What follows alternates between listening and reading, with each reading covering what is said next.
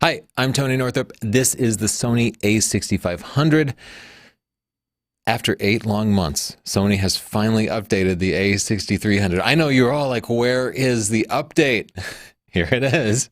It's a good enough update that a6300 owners are going to want to upgrade their cameras. A lot of them will, at least. Some of them won't care. It also is a more viable alternative to the newly introduced Nikon D500 and Fuji X-T2. We'll compare it against those cameras and go over the new features. It's going to be available shipping November 2016, very soon, at the price of $1,400, a new high watermark for Sony APS-C cameras. The sensor is basically unchanged from the a6300. However, the a6300 had a remarkable, amazing sensor that was really just the best in class. So it continues to be 24 megapixels without an anti-aliasing filter. The big addition is 5-axis, what they call steady shot inside. That's what Olympus calls IBIS. It's in-body image stabilization, sensor stabilization. It moves the sensor up and down, side to side, and rotates it to counteract the movement of your hands when you're hand holding a shot. And it's amazing. If you haven't tried this technology, it's absolutely fantastic, especially if you're a primes shooter. It's better than lens stabilization if you have a kit lens or something, because lens stabilization can't counteract the rotation of your hand, which is, every picture has some of that rotation because when you push the shutter, you twist the camera a little bit. Lens stabilization simply can't counteract that. So sensor stabilization can do more than lens stabilization, and it doesn't require the manufacturer to put extra optics into the lens. And that means you can actually get a lens without compromise. You can get a lens, you can build lenses with better image quality because you don't have to make them stabilized. With the Sony a7R II, even though it's 42 megapixels, I've been able to get handheld shots at 1 full second. And what that's done for me is to enable night photography at ISO 100 handheld. It means I don't have to carry a tripod around if I'm using like a 24 millimeter prime. It's remarkable. I'm so happy to see this. Thank you, Sony, for putting that in your APS-C bodies. We loved it in your full frame bodies. Now, if we could just get Canon, Nikon, and Fuji to follow suit, we could get rid of lens image stabilization and the world would be a better place. They also added a touchscreen. Finally, this is kind of a big deal for Sony, and I'll tell you why. I know from Sony insiders that Sony Japan, where the engineering happens, most of the engineering happens, they've insisted that high-end pro-oriented bodies should not have touchscreens.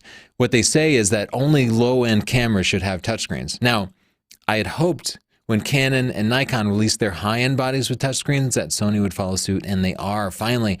Touchscreens make reviewing pictures and accessing menus and stuff so much faster and easier. You can really quickly pinch and pull and make sure that your picture is sharp throughout the frame. It's an incredibly great tool for workflow, whether you're a pro or an amateur. Sony finally came around and put it in the a6500. They're also implementing a feature kind of borrowed from some Micro Four Thirds cameras where when you have the viewfinder up to your eye, you can drag your thumb around to change the focusing point. I still would have liked to have seen a proper thumbstick on the camera, but that's a pretty good substitute, and in many ways, it's actually superior. So that's a great addition, and those two things would be enough for me to want to upgrade from the a6300 to the a6500. However, Sony is also improving the focusing basically by putting a more high-powered processor in the camera. Sony's focusing, not everyone understands this, but the a6300 focusing and the focusing of the entire lineup is limited by the chip, the processing time of the camera, because it needs to process a massive amount of data coming in from the sensor in order to focus forward or back and find like the eye in a frame and focus on it. That takes a massive amount of processing time, and as a result, anytime you're focusing with one of these Sony cameras, you're making some compromises. So if you turn on face detect, not everybody understands this, but it slows down every type of focusing because now you're asking the processor to, instead of doing to take some of the time it would be dedicated to focusing and actually like look faces in the frame. So everything's a compromise. They put in a bigger chip, and that means focusing overall is going to be better. It was good before, but we had problems with things like tracking subjects. They also increased the buffer, and this was one of our big complaints about the a6300. It could be good for sports. It was really fast at 11 frames a second, but that buffer would fill up really, really quickly. And then once it filled up, you if you let your finger off the shutter, you couldn't shoot again, and you could not even review your pictures until everything had been written to the camera. And that, to me, that was the deal breaker that prevented it from being a sports camera. So the a6500 upgrade makes it a much, much more viable sports camera, which is fantastic to have it in the mirrorless world. It can store over 300 JPEG pictures, or about 100 RAW plus JPEG pictures. So 100 RAW files consecutively, that's a lot. That means you can get 10 or 15 seconds of shooting in, even when you have to shoot RAW. One interesting note is Sony rates the battery life of the a6500 at about 300 frames. They say you could take about 300 pictures before the battery runs out. So it kind of seems like you'd run out of battery before buffer. And that would you're not going to run out of battery in 10 seconds or 30 seconds, even though you could take those 300 pictures in 30 seconds. Their battery life estimate is a rough estimate. It'll be a little bit better than that. As I mentioned, you can now review your pictures faster because it's able to pull them out of the buffer. And if you're shooting sports, you might only have 5 or 10 seconds between plays to review your pictures, make sure the exposure is working, make sure everything is sharp. So it's really a critical thing for sports photographers. The Sony eye autofocus in the latest generations of cameras has been really pretty good, to the point where I find it to be superior to using individual focus points on a DSLR when I'm shooting portraits. It doesn't work in every situation. It fails in high contrast situations, and that can be frustrating. But one of the frustrating things is it never tracks movement. So if you're in a studio setting where the model is moving quickly or you're moving around, that can lead to some pictures being out of focus, because IAF has always been single AF. It'll find focus on the eye and then stop focusing. So models who are moving, or you as a photographer, if you're moving even a little bit with shallow depth of field, that meant that some portion of shots would be out of focus. Now it can track it continuously. That also enables somebody to walk forward. And again, this is enabled just by having a bigger processor in there. That bigger processor also enables lock-on AF, which can track a subject as it moves around the frame. Terribly useful for sports photography, where you might lock on focus onto your favorite soccer player, and you want to keep focusing on that one soccer player, even as they move around the frame, even as you change composition. It basically also enables you to do focus recompose, so you can put the subject at the outside of the frame, but while using continuous focus. So the best camera that we have for lock-on AF is actually a DSLR, the Nikon D500. The 3D focusing on that camera works absolutely spectacularly. The Sony cameras have never been quite that good. The lock-on AF will slip a little bit, so this is going to be a little bit better. You can also autofocus now when you've magnified in, when you've zoomed in. It was always weird to me that you could zoom in to verify focus, but then couldn't at that point autofocus. You had to zoom back out. They fixed that. As always, like most mirrorless cameras, it is silent shooting. I mention it, even though it's kind of a standard feature, because it's a huge advantage to me over DSLRs. If you ever need to shoot discreetly, like at a wedding or doing street photography where you don't want to disturb people, even quiet concerts like soft jazz. I tried to shoot a soft jazz concert with a DSLR and I felt like I disturbed the entire auditorium. Sony updated the user interface. This is something that's been rumored about for a long time, and this is the new user interface. I was so excited about the new user interface because I assumed that they used their smartphone experience and made a smartphone-like user interface, and instead it just seems like they made a user interface based on their old user interface, based on Canon, based on Nikon. So, okay, I guess the user interface is a little bit better, but it's still, a smartphone user will still feel like it's super outdated and awkward. Location information link. This is something Canon and Nikon are now offering, and other manufacturers. But the camera can talk to your smartphone over Bluetooth and kind of pull in location data. This seems silly to me because it's not expensive nor a drain on the battery to add a GPS unit to the camera. I wish they had just added the GPS unit. In my experience, like I have this on the Fuji, I never remembered to use it because you have to fire up this app, and it's just more trouble than it's worth. It allows them to technically say, yes, it has GPS capabilities for those who cares and for those who care, and you can get it done, but it's better when it's built in. As with the a6300, it does an amazing job recording 4K video. It actually captures a 6K frame, downsamples it to 4K, and that makes it vastly superior to the D500 from Nikon. and even the 5D Mark IV from Canon, and we found the 4K video to be spectacular. We never liked the a6300 for video for a couple of reasons. For one, it didn't have a touchscreen. That was the biggest problem. It was just not having a touchscreen for a video camera is a major usability problem. That touchscreen will enable you to do focus pulling from the back of the camera. Yay. It's all kind of coming together. They didn't fix everything. They didn't give me a headphone jack on it. That's a real pain. Some of us like to monitor our sound. Another video feature, as before, it has S-Log3, which allows up to 14 stops of dynamic range. That's really useful if you're grading your video and such, and if you don't know what that means, you probably don't care. Sony's also advertising some new connectivity options like one-touch sharing, which allows you to use NFC if you have an Android phone and theoretically tap your phone to your camera, which will fire up an app and transfer pictures and stuff. My experience with it is that it's not that reliable. Also, if you're somebody who's coming from using smartphones for photography, if you're used to shooting with your smartphone and then instantly sharing things on Instagram, you'll find the entire process cumbersome.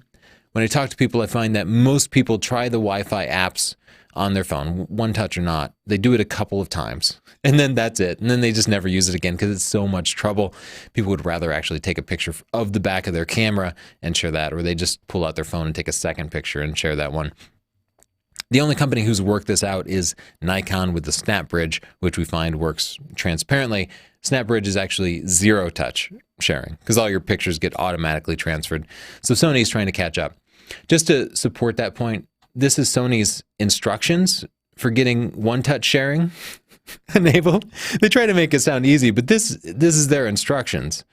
And who of the smartphone generation is going to get this done? I know, most of my audience seems to be IT nerds. No problem for you. But when we try to address the younger generation coming up, that's too much to ask. Sony's added some additional dust and moisture controls. They've also beefed up the buttons and dials a little bit. They just feel better. So it should just be a little more durable and a little bit easier to use. We're going to compare the cameras side by side with the competitors. First, I want to go over some books. The Photoshop book is finally shipping. It's physically here. If you're into Photoshop, this is an incredibly cheap option. It comes with 10 hours of video training, which you know would cost you hundreds of dollars alone.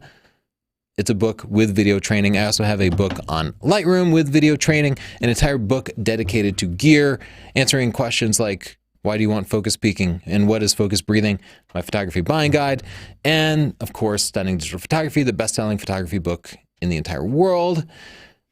It's great for learning the art and science of photography. Check them all out at sdp.io/store, or just go to Amazon and you can read reviews there. We ship worldwide from our store though. Compared to the a6300, the a6300 is going for about $1,000 now. The a6500, they're asking $1,400 for it. So it's a substantial upgrade, $400 extra.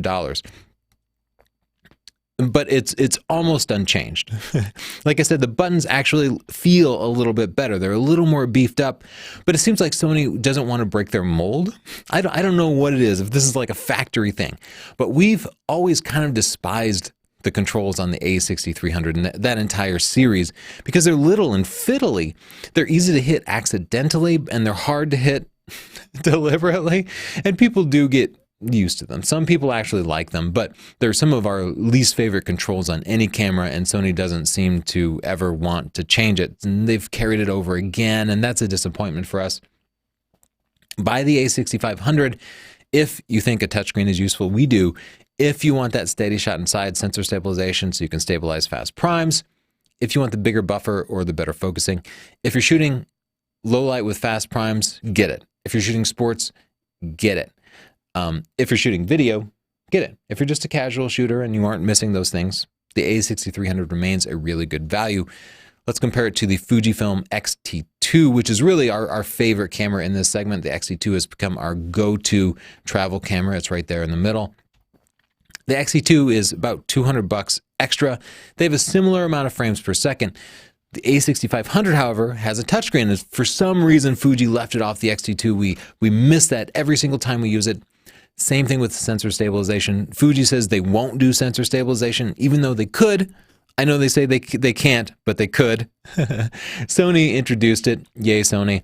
But the X-T2 has some distinct advantages, namely vastly more and higher quality lenses designed for the APS-C format. In the Sony world, if you want good pro glass, you have to buy their G Master lenses. And right now their G Master lenses are all full frame. And that means you take a hit to the quality of your images. And I'll discuss that a little bit more later. I find the controls on the X-T2 from Fuji to be vastly, vastly, vastly superior to the a6300 or a6500. I actually don't particularly enjoy using the controls on the a6500, but the Fuji is spectacular. It's a pleasure. Also, the Fuji offers dual card slots, and it's the a6500 is literally the only camera at this price point that has a single card slot. Memory cards fail. And if you're planning to use a camera for any sort of paid gig, you can't go back to your client and say, I don't have any images because my memory card failed. They don't fail all the time, but even if you use pro grade memory cards like we do, they occasionally fail. And if you're doing a job or your images are worth money to you, that's unacceptable. We need dual memory card slots. Compared to the D500, of course, the D500 does have dual memory card slots and the a6500 doesn't. The D500 is only 20 megapixels, so you won't get as detailed of images, but frankly, the lens selection that we have for Sony APS-C cameras, it's a little lacking. And overall, those lenses tend to not be as sharp, and you can't necessarily get high-end pro-grade lenses like the Sigma 18-35 f1.8 natively for the Sony E-mount, not yet anyway. Perhaps the biggest functional difference between the D500 and the a6500 is the optical viewfinder on the Nikon versus the electronic viewfinder on the Sony. For general shooting, we greatly prefer an electronic viewfinder because it previews our exposure, which means no chimping. However, for sports and action, the optical viewfinder remains superior. While the viewfinder on the a6500 is very fast, there is always a little bit of lag. And that means it's a little bit harder to keep a subject in the frame, especially with long telephoto lenses. Nonetheless, we're able to get the job done with the Sonys. It's a slight advantage to the D500. The D500 is 10 frames a second, but you'll find that those frames are a lot more useful, especially when shooting sports, because the focusing system on the D500 is more powerful. The 3D tracking system seems to work better for me anyway. The wireless system on the D500 SnapBridge is superior. However, the a6500 has silent shutter and much better video capabilities like focus peaking. And the video quality is generally better, and the video focusing is much better. So Nikon has terrible, terrible video focusing. Let's talk about the a6500 versus Canon's high-end APS-C camera, the 7D Mark II. 7D Mark II is looking long in the tooth, but Canon's still asking $100 extra for it over the a6500. And when you look at the numbers, the a6500 wins in just about every way. It has more megapixels, but even more importantly, it has no anti-aliasing filter, meaning assuming you have good quality glass, which might be hard to get in the Sony world for APS-C, you'll get more detailed images. Overall, the a6500 has much better image quality, cleaner at the same ISO, more dynamic range, noticeably better image quality out of the Sony. The frames per second will seem the same, except again, when shooting sports, you're going to be happier with the 7D Mark II's optical viewfinder and focusing system. For non-sport stuff, I prefer the electronic viewfinder. The Sony has a tilting touchscreen. The 7D Mark II lacks that. You'd have to drop down to the Canon 80D if you wanted the articulating touchscreen. And again, silent shutter, zebras and focus peaking, and the eye detection AF, which no DSLR has. We find it to be terribly useful for shooting portraiture. We like that. Versus Sony's own A7 Mark II. This is an interesting comparison because the price point's almost the same, but the A7 II is a full frame camera. That's it there right next to the Sony along the far left. And you can see it's some more substantial camera. We like the way it feels in the hand much better, but it has a lot of the same dials and buttons, so it has some of those same weaknesses. They both have 24 megapixel sensors. However, the A7 Mark II is a full frame sensor, which means when you're using high-end glass like those G Master lenses, you're going to get a much more detailed image out of it. Also, you're going to get less than half the noise out of the A7 II compared to the a6500 at the same ISO. The frames per second on the A7 Mark II is much lower, though, at only 5 frames a second. The focusing system is inferior. The A6500 simply focuses better and faster. So for any type of action, the A6500 is better. If you want that in a full-frame body from Sony, you have to jump all the way up to the A7R Mark II, which is over $3,000. The A6500 records 4K, the A7 Mark II only does HD, and the A6500 has a touchscreen. We love that. Let's talk about what we're disappointed in the A6500. Now, that's not fair, because we were not expecting the A6500. It's an update that came out of nowhere. It's something we didn't have before. Nonetheless, I have to voice some things, right? We keep waiting for Sony to update the body. It has these little fiddly dials.